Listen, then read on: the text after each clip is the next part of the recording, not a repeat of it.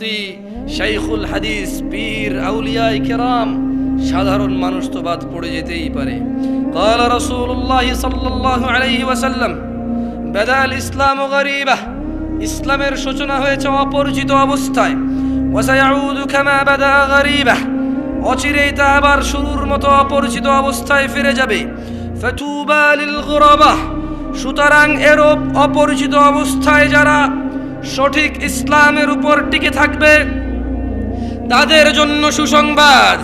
فطوبى للغرباء, সুসংবাদ তাদের জন্য, খুশির খবর তাদের জন্য, জান্নাত তাদের জন্য, আল্লাহর সন্তুষ্টি তাদের জন্য, জাহান্নামের মুক্তি তাদের জন্য, জান্নাতের সুখ বিলাসিতা তাদের জন্য।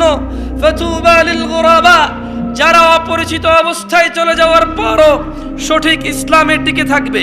দ্বীনি ভাইয়েরা,